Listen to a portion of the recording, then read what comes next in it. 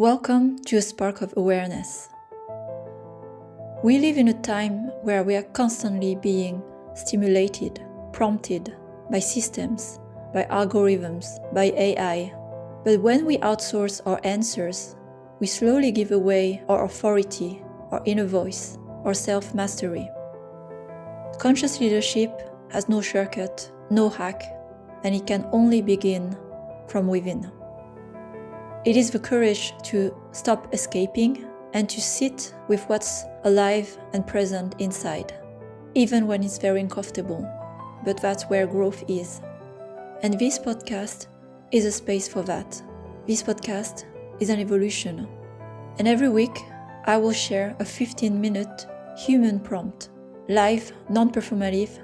It is a moment of reflection drawn from my work in conscious leadership, from the journeys of the leaders I coach and accompany, and from what is moving in a collective film of what is humanity and leadership. I am Sophie Vaux, a conscious leadership coach and guide of transformation. I support leaders who are crossing the threshold right now from the old system of leadership, a legacy, into a deeper, more conscious way of being. If the traditional model no longer resonates, know that you are not alone, and that is your weekly practice. This is your time with your inner world. This is your weekly spark of awareness. Welcome.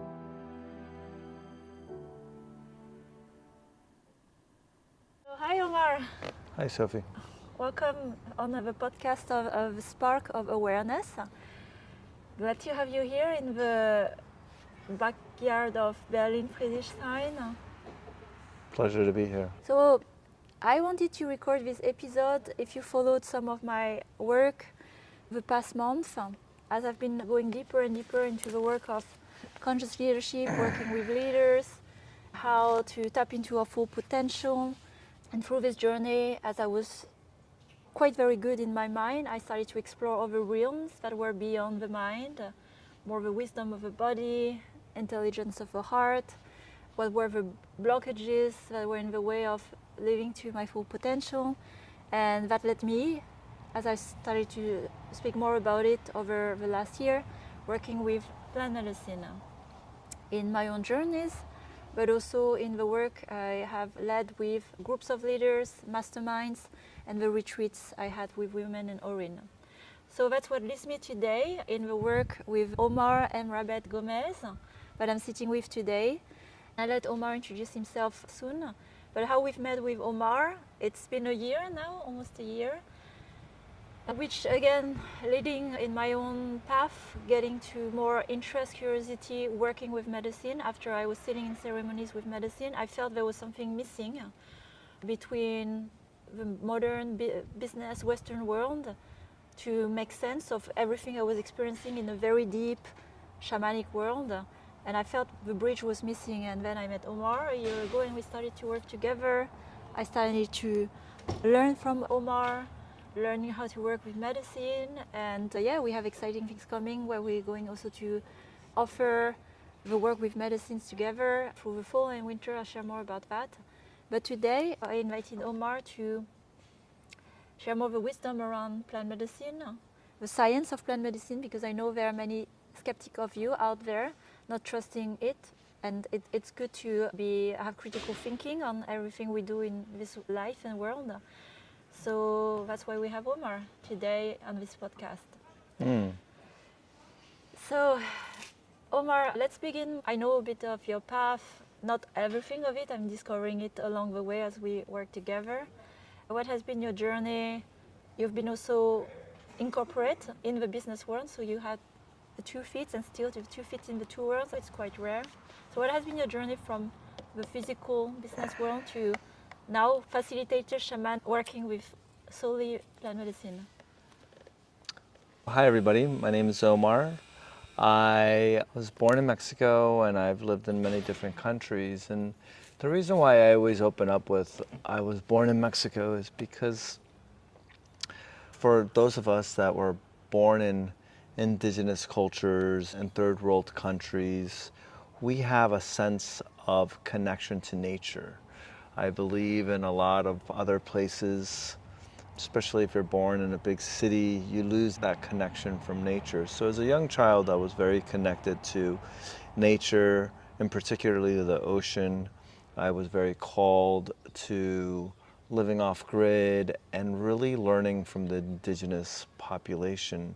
In my early 20s, I loved to hang out with indigenous people. That was my jam. I would love to backpack and really go out to the rural communities because I always knew that they had the knowledge and they were able to unlock something that modern society had forgotten about. And by the way, this was all pre-cellular. This was all pre-Instagram. This was all before Facebook even happened. I got my first cellular phone when I was 25, right? So that's 28 years ago, right? So what I did instead of scroll or get online, I didn't have an email account probably till I was like 28. So what I would do would go into nature, and I knew through that the indigenous people out there that they would teach me how to connect and how to really become one with source. So that's what I really enjoyed, was learning from them and communing with them.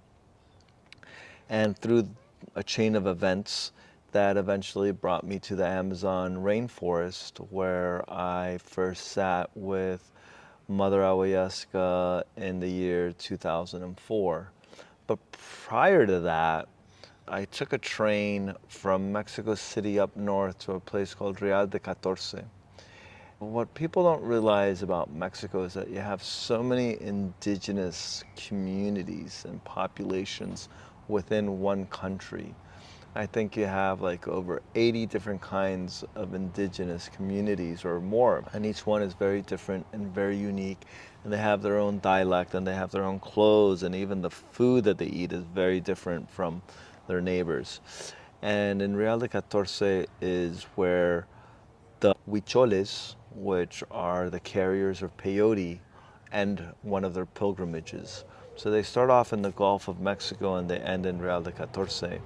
And I went there to seek this magical plant that I heard was called peyote. And I went into the desert not knowing what I was doing and looking for the peyote, and I found it.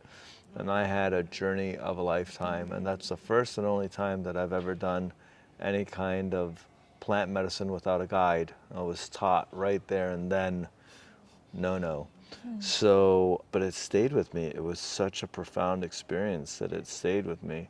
It was one of the scariest experiences that I've ever had with plant medicine, but it stayed with me in a good way. And then later I found, or Ayahuasca found me, and then the rest is history. And yeah, you mentioned I was in between two worlds. I was, at one point I managed a law firm and did the corporate life. I had suits and ties, and I had an assistant, and I had all this kind of stuff, but I wasn't happy. And I never found happiness through materialism and consumerism. Through material goods and consumerism, I never found my happiness. And there was a lot of stuff that I had to resolve from my past through my childhood. So I realized very quickly that plant medicine is the Autobahn of healing, and it really is able to do some deep inner child work and much more than that. But to me, that's what was the most important, and that's kind of what I work with a lot of people, is really doing inner child work and resolving issues from our past that we were never able to process, integrate, or release, let go of. Okay, and how long ago was that, this past life, and then you decided to go full on working with plant medicine? Because I was deep in that world, and I would say I'm still in the world working with business leaders. I mean, I'm still very present, but I've been dancing between the two worlds. Maybe I'll stay here forever, so I'm just curious how you made the whole jump. It wasn't a jump that I wanted to do. It wasn't a jump that I expected to do. I mean, this is one of 3 books that I'm writing And one of the books that I'm in the middle of writing is the story of how this all transcended and how all this happened. And I mean, the abbreviated version is that when I was there in the jungle in the year 2004, in one of the journeys, you know, when you're in these journeys, especially, and we also have to keep in mind that in the year 2004, nobody had really talked about ayahuasca. You know, this was like a really era de brujos, no? This was the witch doctors. These things weren't really talked about. It wasn't mainstream. Now it's completely mainstream. This was all pre-Joe Rogan and pre-Mike Tyson's adventures with Bufo. And nobody had really talked about it. There was very few. There was Timothy Leary, there was Richard Alpert, the guys from the 60s and 70s, but that also had died off. So when I walked into the jungle, I didn't really know what to expect. I didn't know anything. I didn't have anything to read. I didn't have anything to study. Nobody told me about their experience. There was just one journal, and there was one article in the National Geographic about a place called Blue Morpho in the Amazon, and that was really mostly it. And so when you're in sitting with the medicine, it's really, really profound, and you're in these visions, and you know, you open your eyes and the visions are still there, you close them, it's so real that you can't tell the difference between what's real and what's not. And in one of these visions, in one of these ceremonies, Mother, and this was after I had received so much healing, it was three or four really powerful ceremonies while I was there for about 2 weeks, maybe a month. And the ceremony was, one of them was I was able to forgive my mother. I was able to, every cell within my body was able to forgive, and that was the most liberating experience, and I just felt this weight. The next one was that I was able to love myself, and I was able to fall in love with myself. And the phrase that I've coined is radical self-unconditional love. So I was really able to understand that. That was one of the secrets that it gave me. Another one was after all that had happened, and I was like on cloud nine. You know, the Mother Vine came to me and she said, "You're gonna help me build a healing center." She showed me the blueprint. I flew out above the jungle. She said, "You just gotta trust." And she said, "I need you to sign a contract. This is a contract that we're gonna have. I'm always gonna take care of you for the rest of your life. I'm gonna keep you and your family safe, and you're gonna build a healing center." So I said, "Sure."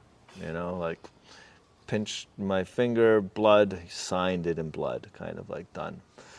And now, fast forward, obviously, I left the jungle, did some traveling, went back to Mexico, sold a dive shop that I had, and then life goes on. And sooner or later, because this was pre any people talking about the power plant medicine, what do you do afterwards? And so this was before talking about integration. Right, so I didn't really integrate it. I was just floating on cloud nine, and obviously after a while, it's kind of like the shine kind of dulls, it disappears. So then I decided to work for a law firm, and I was doing this whole business administrative role, 9 to 5, living on the John Hancock building in Chicago on the 75th floor. I was going back to it, I was drinking, going back to my life before. And one day I was riding my motorcycle. It was, I think, late October. I was riding my motorcycle from Chicago to Dallas, and it was a big touring bike. It was a big BMW with an ex-girlfriend on the back, and we got hit by a drunk driver on meth. We got helicopter evacuated, and I woke up in the hospital asking, was it possible? First of all, I remember opening up my eyes, and when you open up your eyes and the ICU, the intensive care unit, and things start coming back to you, you're like, oh wow. And I asked the nurse, this beautiful Afro-American woman, I said, "How paralyzed am I?" And she started crying and she said, "You're a miracle." I hit a horse trailer going 110 kilometers an hour, like T-boned, you know, it's like hitting a wall going 110 kilometers. And she said, there's nothing wrong with you. And, you know, Emily just has a little fracture in her pelvis. And it was just a miracle. So when you know, I was high as a goat on morphine. You know, you just hit that little blue button.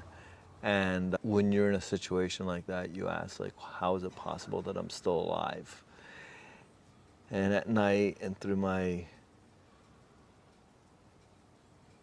my altered state with the morphine, the spirit of Awayasya came back and said, you signed that contract. I'm keeping up my end of the bargain. You have to do your end. So it was a hit and run, which means the guy took off and the police couldn't find him. And we went back 3 months later and looked at the scene of the accident and talked to the neighbors, and nobody knew anything. And then another month later, they found him, and we got them some money from the insurance. And I said, oh, you know, this is amazing. I'm going to buy, you know, a house and rent it out. I'm going to buy a sailboat and go down to the Caribbean and teach scuba diving and, you know, relax. You know, 2009, I got a lot of money in 2009 too. But I said, no, I got to go down and build the healing center. And there was 2 more stories, like near-death experiences that I had afterwards. And finally, after the 3rd near-death experience, I said, got it. And that's why I went down to the jungle and built the healing center. So it was never something that I like, oh yes, I want to do this. I want to, you know, be an incredible person. I did have something inside of me that said, you know, I always said, you know, I want my son to one day look at me and said, you know, you did a really good thing for people. But it came at a huge sacrifice. It came at a massive, massive, massive, massive sacrifice. And I'm forever grateful. And, you know, when I sold it, I realized that I didn't build the healing center to heal other people. I built it to heal me. And, you know, a byproduct was being able to help other people. But I did a lot of healing, and it was very, very tough. And it's just, you know, working, yeah, and sometimes working with people, it can be challenging, you know, it's beautiful, but just like anything else. Working with horses, it's beautiful, but it can be very challenging. Working with children, it's amazing, it's incredible, but it can be challenging. And I'm really grateful, and I love what I do, and I do it from my heart, and I do it as, in Spanish we say, amor al arte, which means the love of the art. And that's why you do it. And as you've experienced with me and on your own, and in Colombia, you've experienced miracles right in front of your eyes. And when you see something like that, you're like, sure, you know, I would go back to managing a law firm or trading crypto or real estate or whatever and making, you know, 6-7 figures. But what am I doing to make this world a better place? And yeah, I mean, you can do both. I mean, don't get me wrong, you can make 7 figures and donate and give to charities and nonprofits. But I don't know, this was something that was chosen for me. I didn't always choose it. Yeah, thank you. I always discover, you know, new bits of a story with a depth.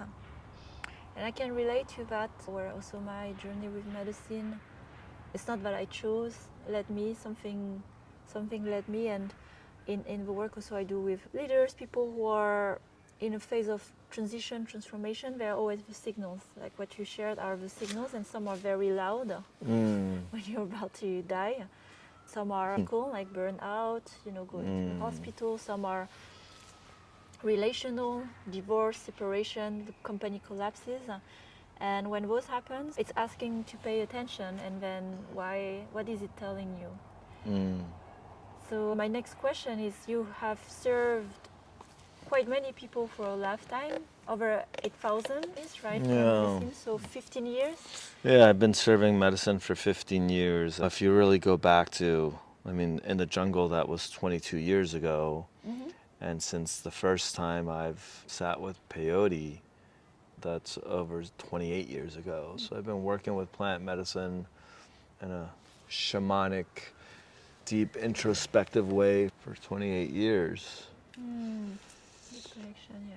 To go on that question that you asked, because we have a lot of leaders and entrepreneurs and people and achievers that are watching this. Guys, I have worked with electricians, I've worked with plumbers, I've worked with mechanics, I've worked with stay-home mothers, and I've worked with the most powerful CEOs from Silicon Valley in their private homes. I've had private transportations, jets, helicopters sent for me to do a ceremony on top of a mountain in Jackson Hole, Wyoming, that you enter this house and you're like, is this a movie?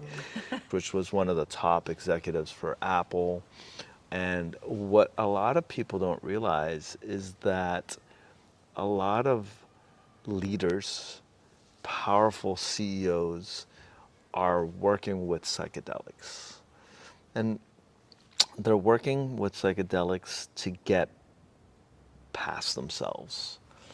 The biggest barrier that I think a lot of leaders have, a lot of CEOs, is number one is themselves. They get in their own way. They're their own blockage. And number two is the imposter syndrome and self-doubt, and they wear the masks like we were talking about the other day. They have the mask that they go to work with, but then when they go home, they're almost afraid to come out of their house.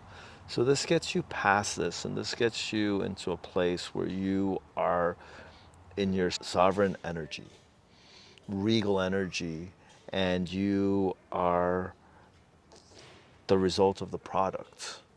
What plant medicine does, it allows you to tap into that in a very fast way that normally would take you years and years through talk therapy. So it is an incredible, powerful way to get there. I mean, there's many other ways, right? There's many, many other ways. And this is a powerful, powerful way to get there. Yeah.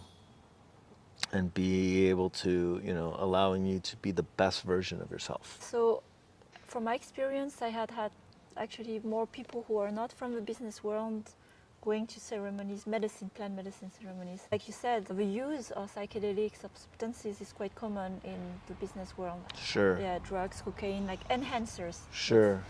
I'm sure you face also this situation, and that's a conversation I have with some leaders, like, oh, I already had mushrooms. I sit with it, I'm talking to it, like don't need anybody, which is a common pattern.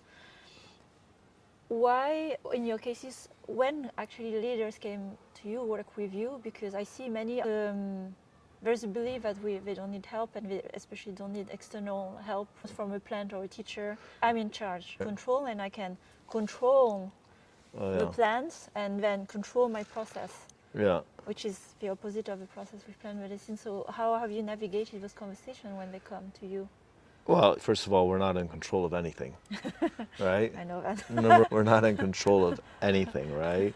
And when you look at the Dalai Lama and you look at Steve Jobs, right? Both two very, very powerful individuals. And don't get me wrong, Steve Jobs was, I read his autobiography, it's incredible what he did and the way he thought. However, one's happy and one wasn't happy. And unfortunately, one died a very short age. And the other one is still smiling and listening to people. And so it's about, I guess what I'm trying to talk about is flow. The Dalai Lama is in flow, where Steve Jobs is, or whoever, is more directing and orchestrating, right? Which gets very heavy and gets very, very taxed. I read a book a long time ago by Alan Watts. I believe it's called Cloud Hidden, Whereabout Unknown. And it talks about life being basically a stream. There's a spring in the mountain, and that's where the source of the water comes from. And we're all going to end up in the ocean, right? We're all in this river, right? And we're all going to end up in this ocean. And there's many ways to journey down that river. You can just lay back and put your arms behind your head and chill out and be in flow and end up in the ocean. You can swim against the current, You can get stagnant, stay in one little pool and be afraid and stay there until you get so big that you can't get out, right? So it's about being in flow. It's about being in flow. And in order to be in flow, we have to also realize that we have to let go of control. You know, right in front of us is this beautiful little sand pit, you know, a little playground, and there's a little sand pit here for the children. Another great analogy is that if you take a handful of sand and you squeeze it as hard as you can and you're trying to control it, that sand is going to come out of your fingers. Whereas when you grab the sand and you just hold it, it stays with you. So a lot of people come to me when they realize that control isn't everything. And when they realize that there's a lot more potential that they have that they're not unlocking, right? The biggest manipulator that we'll ever have in our lives is ourselves. So for a lot of people that come to me, especially powerful CEOs and executives, they come, and one of the things that I have to teach them is that you're manipulating yourself. And you're tricking yourself into thinking that you're this way or you're that way, when if you really look at it from a different perspective, you realize that you have a lot more potential that you're not untapping because you're afraid to, or because you don't want to see it, because you don't want to do the work and you don't want to go there. So that's also part of it, you know. Tony Robbins teaches the 6 basic needs are certainty, uncertainty, love, connection, significance. Then we go to contribution and growth. So anytime that we put ourselves at, anytime our top need is significance, we're setting ourselves up for disaster, right? Because that's something that we're outsourcing, right? I need Sophie to tell me that I'm really good at what I do. I need my wife to tell me I'm good looking. I need my son to tell me I'm a great father. But that's all outsourcing, right? Instead of finding all of that within myself. So, you know, the question comes down to how much are we manipulating ourselves, right? Which might activate or AKA trigger some people. Or, and also, you know, am I being in flow? You know, am I being in flow? You know, and there's a lot of really powerful people that have done, you know, some of, you would know a lot of the people that I've worked with, but I can't mention them because of non-disclosure agreements. But now they're in flow and they're just, life is easy and they're not beating themselves up and they're not working hard. You don't always have to be in the high speed lane, right? You can be the person on the side of the road just watching the cars go, oh, wow, look at that guy, man. He's going to burn out in a year. Yeah. Yeah, and I can definitely, now doing this work, see how others on the fast lane. I want to ask a question from the other side. So there, on one, through leaders, I mean, it's the same with coaching work. There's the resistance, as like, I don't need it, until there's the signal and the pain is so high, or the situation is so bad. I had CEOs coming to work with me when they already lost 3 million. They didn't come and contact me when they just raised. All right. That would have been the wisest thing. Like, let's prevent the mistakes that are expensive. It's after, like, how do I save my company? It's like, well, we're not going to save your company. We're just going to minimize the damages. At this point, it's too late. So it's kind of the same, you know, with yourself. So there's one part which is resistance until it's too inevitable. And the other is resistance from a place of fear. And many would not admit that, but I'm going to name some of the conversation I've had, the themes I see. Like, what if I'm someone different after this process? I want to tap into my potential, but what if I don't have a drive anymore to run my company? What if I want to go in a different direction? So there's the fear of change, and that pain, that fuel, it was helping me to push through. And if I'm in flow, and relax, I may not do anything. I had that one too. And the other fear related to the bag of fears I see in leaders in control is what will happen when I don't have control, or if I even realize I don't have control. Something terrible will happen. Maybe I enter into a psychosis. Maybe I will turn into something crazy. So there's a fear of loss of control. What do you say to that? I'm sure you have had those conversations. Okay, so let's break it down. So the first one is, who will I be? And the second one is, what happens if something happens to me? What happens if I lose my mind, right? The fear of psychosis, the fear of, well, first of all, what we have to understand about plant medicine is that you're not going to I understand what you're saying, and I understand now. I understand where this comes from. I've been doing plant medicine for eons, and there's never a day that I'm just like, I'll just kick back and I'll let the universe give me what, I'm just going to sit here and manifest. No, this is not the way it's done, right? That's called a bypass. That's called a spiritual bypass. Being in flow doesn't mean that you're just like hanging out and, oh, well, I wonder if somebody's just going to drop off some food for me today, right? On the contrary, it just shows you how to do it in a way where, number one, you're doing it with consciousness and you're doing a lot more effectively, and you're really feeling the rewards of whatever you're doing, and you're really having a good time, and you're really enjoying what you're doing, and you're really stepping outside of yourself, and you're looking at it in a very, very different way. We all have this backpack on ours, and on this backpack we have a lot of shit inside, and no matter what, we want to get on top of that mountain, right? No matter what happens, we're like, okay, I'm going to go up that mountain. I'm going to go up that mountain. But there's many ways to go up that mountain. Some people are like, I'm going to take this heavy backpack and I'm going to do it no matter what. Well, that's probably not the best way to do it. Some people are like, oh, maybe I'll just take my time and go up slowly.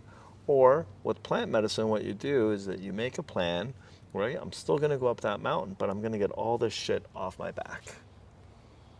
So that way I can actually enjoy summiting and I can enjoy going up the mountain instead of carrying all this stuff with me. A lot of this shit we don't need. A lot of this stuff from past relationships, childhood, negative thought loops, all of that is just holding you back. So it's not that you're just going to peace out, brother. No, it's actually going to help you achieve your dreams, achieve your desires in such a way that it's going to be effortless and you're going to be conscious about it. Maybe after plant medicine is like, well, I don't need the Gucci purse and the Rolex and the Ferrari right now. That's still a goal and I will get there, but maybe right now what I need is to really go inside and take care of myself so I can get there effortlessly and do it in a very conscious way with a lot of love and joy. So we have that over there. The next one is, does that answer that part? Yep. The next one is the fear of, I was just in Fiji. In fact, I got back from Fiji about a week ago, and I was there at a workshop. It was a life and wealth mastery course. And within my group, there was this woman from Australia, and she was also a psychedelic therapist. She had taken a course to become a psychedelic therapist, and she was sharing her first time with me because her first time doing any psychedelics was at her birthday party in her 20s, and somebody had put something in her drink. And they had, without her knowing, they had put, I think it was LSD in her drink, and she had a completely horrific experience. And she had heard about magic mushrooms, and she had heard about this wonderful experience from her friend that said, you should really do this. You got a lot of unresolved issues you can do. And she was like afraid. And so this woman said to her friend, what happens if I change and I'm not the same person as I was before? And her friend said very intelligently, well, what would happen? Is that so bad?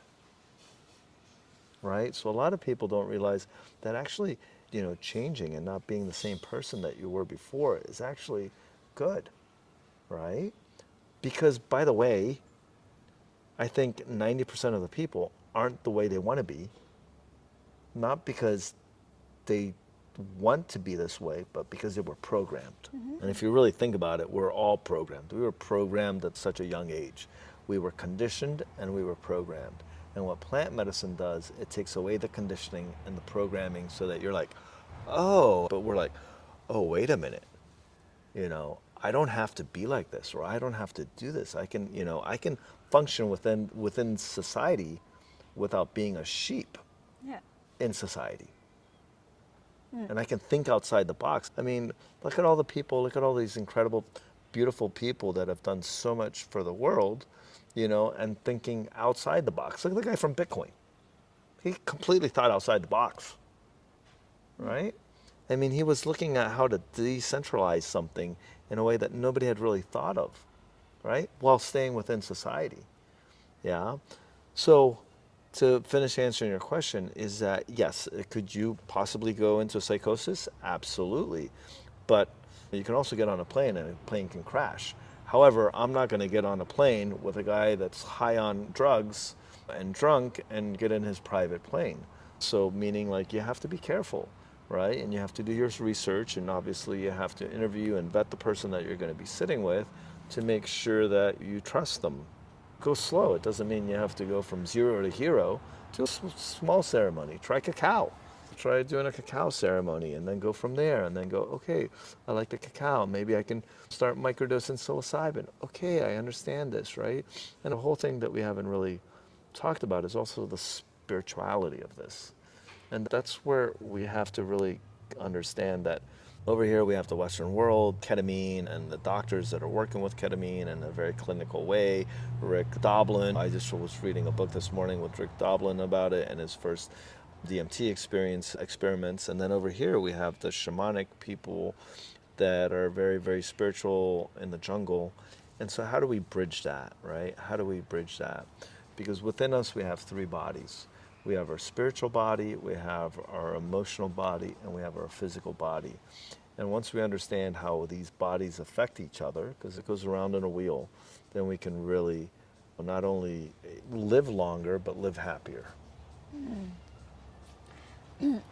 So exactly, you talked about this bridge, so it answers the question, and I hope it gives some perspective, because here my point is not to advocate this is the only path of plant medicine, but as Omar, for Omar, it has It's done the so best much.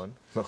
It has done so much for me that I can of course recommend. Where I've not changed. I still have my performance. I can do business.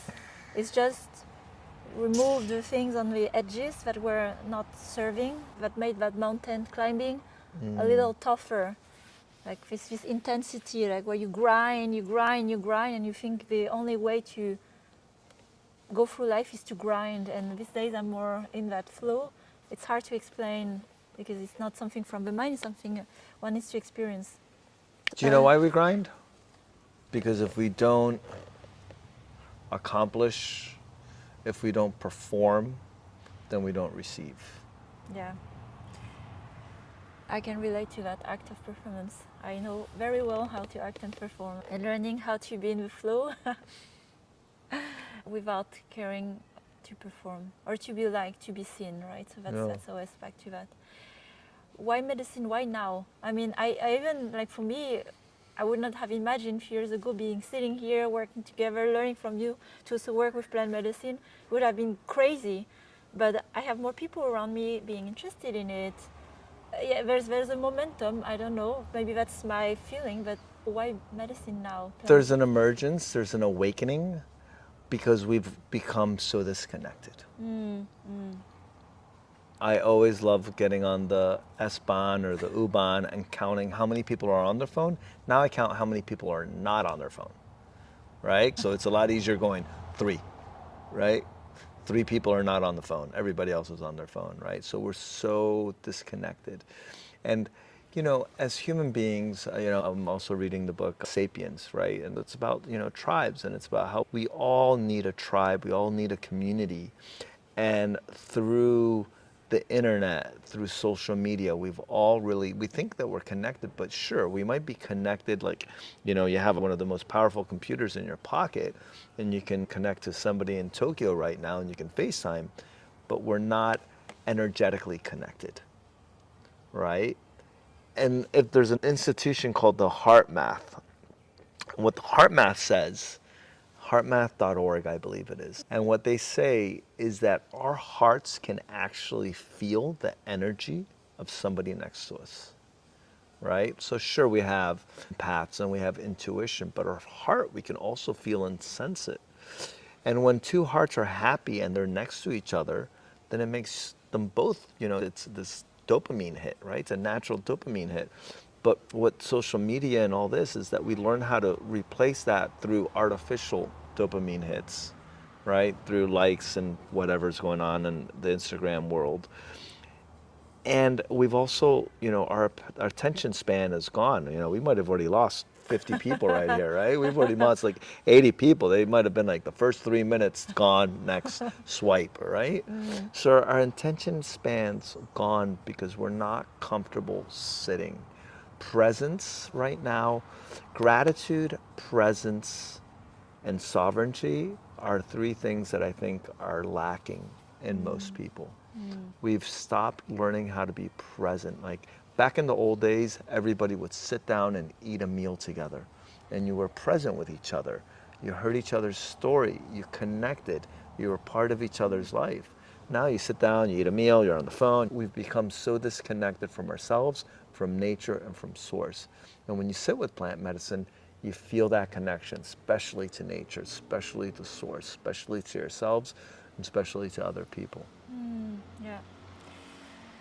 Yeah, I can feel that this is like a common theme, the connection, but how, and then that's definitely something I felt sitting with in ceremonies with you and sometimes others as well. There's a deep sense of presence, like you feel the others and that high, you know, like I feel high right now, but I'm not on anything, just about you. But you know, this is like this presence, and I can say, like you said, a majority are craving for that, and we try to find the hack to get Yeah, yeah, the hack. there. And so that's one of the things that we're really, that's one of the things we're always striving for. As human beings, our trauma comes from, so yeah, okay, so I'm writing 3 books, and this is my ADHD maybe, or ADHD elemental Q, right? Another book is like, it's about intention setting, like how to teach practitioners and facilitators to set intentions. And one of the things when you're doing an intention setting with somebody is that you have to see where the source of their pain, their trauma is coming from. So I'm writing it with a psychiatrist in Charleston, South Carolina. And I was in his house in Charleston, and he had like a big whiteboard thing, and I'm just brain dumping, and I realized that, a lot of source of pain comes from one of 3 places. Number 1 is safety. And a lot of people don't feel safe right now. With today's current events, you can't feel safe, right?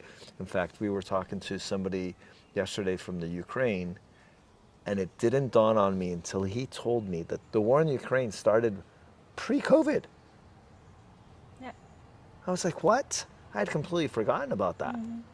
And here we are in this constant state of a war here. We're living in a constant state of uncertainty. So safety, right, is very, very important. The next one is to be seen, to be validated. And what's happening today with our society is really upside down. I mean, you have 15, 16, 14, 13-year-old girls doing things on Instagram, on social media that you're just like, it's appalling, because of that need and that strive to be seen and to be validated. And then the third one is community connection. Yeah. And I think those 3 aspects are so, so important for us as beings. And so we'll do whatever we need to do to make sure that we're feeling safe, right? To make sure that we're feeling that we're being seen and validated. Like Tony Robbins says, significance, and then that connection, the community. And that's why now there's bars and clubs that are opening all around where they're not even serving alcohol. People are just going there to socialize, to connect with each other, right? Because back in the old days, that's how we would connect with each other, was through alcohol at a bar or a club. And now people are like, okay, I don't want to hurt my body or my mind, but I need that connection. Yeah, and those are very present also in leaders, also when I was working in games, when I discuss with people who are especially living the corporate world, is like, am I going to be safe? Will I have money? Will I survive? Fear is a very primal, like I'm by myself, I'm going to live under the bridge. Even hearing that. Like the second is the feeling insignificance. Who am I? Who am I when I'm not the title, the label, the big brand company? Like big crisis as well, identity. And the connection is I'm not part of a club anymore. I'm not part of a club of people who are employed. So those 3 needs are really core for everyone, but also when you are going through that change, it requires a whole new way of being through those. So this is just like the start of having a lot of already insights, wisdom from Omar. I'm sure we're going to talk more as we also doing the work working with leaders. In fact, we have a retreat early September, working with group of leaders who are looking into tapping into their potential and not having to carry this heavy backpack, doing it in a more sustainable way. So I'm going to share more insights about that and also the work we are going to do with medicine here in Berlin. My last question, is there something I did not ask, should have asked? No, I think you did a really good job. And I was just thinking, it's all about your perspective and your perception, right? And it's about just changing your perception on things and the way you perceive things. And that's another thing that we didn't mention is that the medicine is proved scientifically to change your neural pathways, your neuroplasticity, and it rewires your mind in such a beautiful way. You know, for those of you that have seen, what's the name of that movie? It's a Hollywood movie, right? It's called Lucy, and she's a mule. And they cut her and they put her this incredible drug in it, and she's learned, you know, with this drug, synthetic drug obviously, she's using more and more of her mind, right? And that's what plant medicine does. It allows you to use more of your mind so that your perception is very different and your brain actually works a lot faster. Cognitive skills, everything, memory, everything. There's just so much benefits to it. Ibogaine, you know, for addiction. I've known heroin addicts that literally needle in the arm have been able to never go back to heroin after 1 or 2 journeys with Ibogaine. PTSD, psilocybin, all right? Cambo for physical vitality, to cleanse. I worked with a gentleman that had multiple sclerosis, 65, 66-year-old gentleman, multiple sclerosis, walking with a cane, and now playing tennis, going to the gym just through Cambo. So, I mean, source, God, Allah, Buddha, Jesus Christ, whatever you want to call it, the greater creator, put all this medicine on this earth. And when we learn how to work with it, not use, work with it in a beautiful way, you reach the next level. And what you can do, you can just do daily hacks, affirmation, giving yourself a hug in the morning when you wake up. Put an intention in the morning when you wake up. Today, this is my intention for the day. Give yourself some direction. You know, these are all these little hacks that all these powerful people are doing. Richard Branson, you know, every night he sits down and writes for 30 minutes about his top 3 things that he did well, top 3 things that he needs to do tomorrow. You need to do the work. And the work isn't the grind. The work is also the inner work. If people were to spend as much time doing the inner work as the outer work, this place would be a much better place. The 80-20 rule, so 80% of inner work and then 20% is executing in the world. I would never believe, like here there was Jens sitting 3 years ago, Jens CEO from Yoga, and now I'm sitting with Omar, shaman from the jungle, working now with him. What a life, what a flow. Thank you, Omar. Thank you, everyone. And yeah, stay tuned for the next episode. Bye-bye. Peace out. Thank you for tuning in into this weekly reflection, a weekly spark of awareness. After this episode, I invite you to take a few moments with yourself, even just 15 minutes to sit with what resonated, to breathe, and to notice what is shifting inside. This is a practice, a discipline of presence, truth, and self-connection. If this work speaks to you, I accompany leaders in one-on-one journeys and group experiences of transformation, supporting them as they cross the threshold into a truer and freer way of leading and living. If you feel called to explore this path, I would love to hear your story, and let's connect. Sending you love and courage, and have a great week ahead. This is my spark of awareness.